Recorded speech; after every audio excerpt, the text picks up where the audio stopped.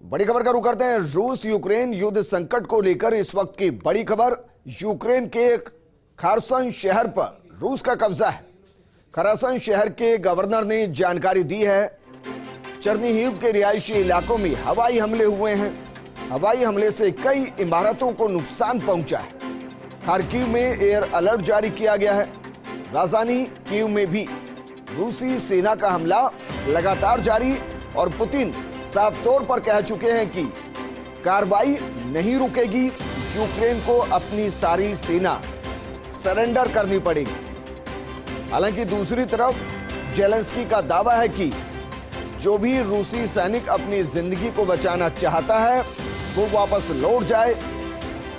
बातचीत चल रही है, लेकिन बातचीत के दौरान शहर किस तरीके से खंडर में तब्दील हो रहे हैं। इस तरीके से आसमान से तबाही के रूप में मिसाइलें जमीन से टकराती और उस इलाके को बर्बाद कर देती हैं। ये तस्वीरें यूक्रेन से लगातार मिल रही हैं। कई शहर ऐसे जहां जिंदगियां खुशहाल हुआ करती थी, लेकिन अब वहां सन्नाटे के खंडर ये बताते हैं कि जंग का अंजाम क्या होता है। ये जलती इमारतों को जरा देखिए। और ऐसे कई शहर हैं यूक्रेन के, आज कई शहर जो इस तरीके से जल रहे हैं, जो इस तरीके से तबाह हो चुके हैं। हजारों सैनिकों की मौत के दावे किए जा रहे हैं। यूक्रेन दावा कर रही है कि 9,000 से ज्यादा सैनिकों को, रूस के सैनिकों को यूक्रेनी सेना ने मार गिराया। वहीं रूस से जंग के बीच में यूक्रेन के राष्ट्रपति का बड़ा दावा। यूक्रेन के राष्ट्रपति जेलेंस्की का बड़ा दावा। उन्होंने कहा कि 16,000 विदेशी यूक्रेन के लिए युद्ध लड़ेंगे। यूक्रेन की सेना में 7,000 रूसी सैनिकों को मार गिराया गया। युद्ध में रूस के 217 टैंकों को बर्बाद कर दिया गया। कहा गया कि अब हम बचाव नहीं बल्कि हमला करेंगे। रूस चाहता है कि यूक्रेन सरेंडर करे और यूक्रेन कह रहा है कि अब बचाव नहीं, अब सीधा हमला किया जाएगा। यूक्रेन के राष्ट्रपति जेलेंस्की का बड़ा दावा। उन्होंने कहा कि 16,000 विदेशी यूक्रेन के लिए जंग लड़ेंगे। लेकिन ये कौन होंगे? क्या ये नाटो देशों की सेनाओं का एक दल होगा जो यूक्रेन की तरफ से लड़ेगा, या जर्मन और फ्रांस की तरफ से कोई दल होगा जो यूक्रेन की तरफ से लड़ेगा? सवाल गंभीर। क्या अमेरिका कोई स्पेशल फोर्स भेज रही है? हालांकि सवाल का जवाब नहीं मिला, लेकिन यूक्रेन की सेना ने दावा किया है, जेलेंस्की ने दावा किया है कि 7,000 रूसी सैनिकों को अभी तक मार गिराया गया और युद्ध में रूस के 217 टैंकों को तबाह किया गया है। बचाव नहीं होगा, हमला होगा।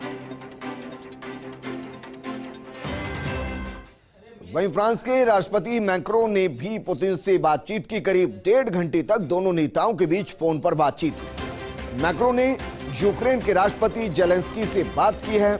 रूस यूक्रेन युद्ध संकट को लेकर बातचीत हुई। लगभग 90 मिनट के आसपास दोनों के बीच में बातचीत हुई है। प्रधानमंत्री मोदी लगातार रूस के संपर्क में है।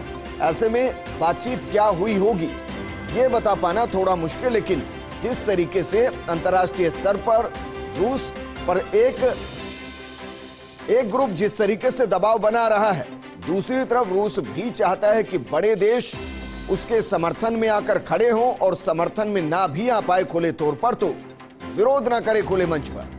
फ्रांस के राष्ट्रपति मैक्रों से पुतिन ने बात की। लगभग 1.5 घंटे तक दोनों नेताओं के बीच में बातचीत हुई।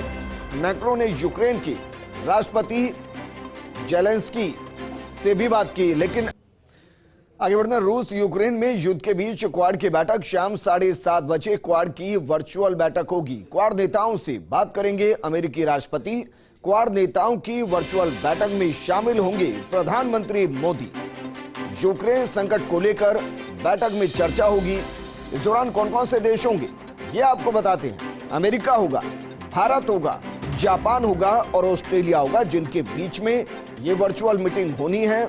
यूक्रेन और रूस के संकट को लेकर बातचीत होनी है।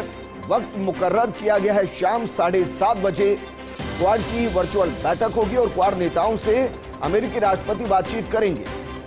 वर्चुअल बैठक के दौरान प्रधानमंत्री मोदी जुड़ेंगे। यूक्रेन संकट को लेकर यह बातचीत होगी। अमेरिका होगा, भारत होगा, जापान होगा।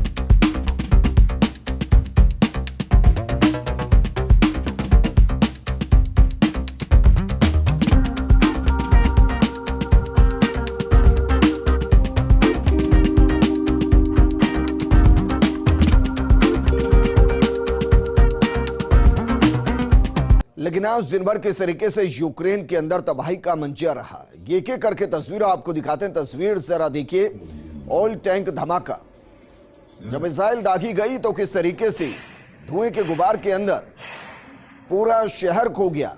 आग की लपटों के बीच में शहर जलता हुआ नजर आया, लेकिन ये जंग अभी जारी रहेगी।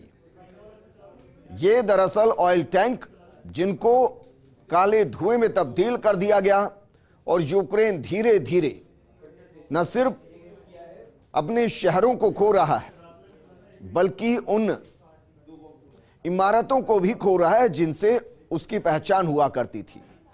यूक्रेन को न सिर्फ आर्थिक तौर पर तोड़ने की कोशिश की जा रही है, बल्कि यह भी कोशिश की जा रही है कि वहां कोई भी ऐसी जगह ना बचे जहां से रूस या रूसी सेना को खतरा हो। और यह भी सच्चाई है कि रूस और यूक्रेन के बीच जंग अब खतरनाक मोड़ पर आ पहुंची है। रूसी सेना ने यूक्रेन की राजधानी कीव को चारों तरफ से घेर लिया है। रूस की सेना यूरोप के सबसे न्यूक्लियर पावर प्लांट की तरफ भी बढ़ रही है। रूस और यूक्रेन के बीच युद्ध का आज 8वां दिन है। संयुक्त राष्ट्र महासभा ने यूक्रेन से रूसी सेना की वापसी का प्रस्ताव भी पारित कर दिया है। इस बीच दोनों देशों के बीच आज दूसरे दौर की बातचीत हो रही है। संयुक्त राष्ट्र के मुताबिक रूस के हमले में यूक्रेन में अब तक 752 आम लोगों की मौत हुई है। यूक्रेन के अलग अलग शहरों में रूस की बमबारी जारी है।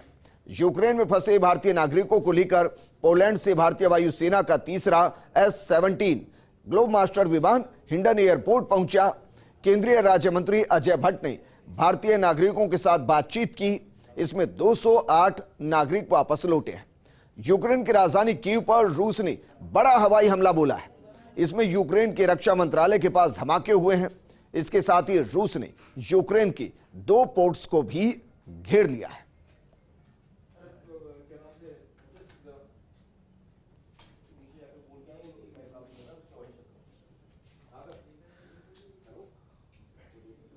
और हम आपको एक वीडियो दिखा रहे हैं। वीडियो है दरअसल यूक्रेन का, जिसमें यूक्रेन के सिविलियंस के सामने रूस के सैनिक ने सरेंडर किया। उसके बाद यूक्रेन की आम आवाम ने न सिर्फ उन्हें चाय पिलाई, खाना खिलाया, बल्कि इसके साथ साथ उनसे उनकी मां का मोबाइल नंबर लेकर उनकी मां से वीडियो कॉल के जरिए बातचीत कराई। ये वीडियो बताता है कि हर एक सैनिक आम आदमी होता है, उसकी एक अपनी जिंदगी होती है, निजी जिंदगी होती है, परिवार होता है, संवेदनाएं होती है, भावनाएं होती हैं, लेकिन वो देश के लिए लड़ता है।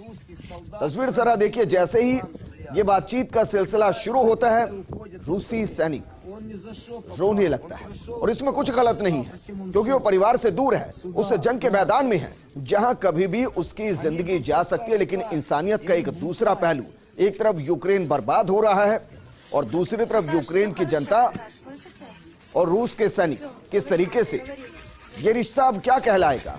क्या वाकई में अगर आदेश होगा, क्या ये सैनिक यूक्रेन की इस आवाम पर गोलियां दाग पाएंगे?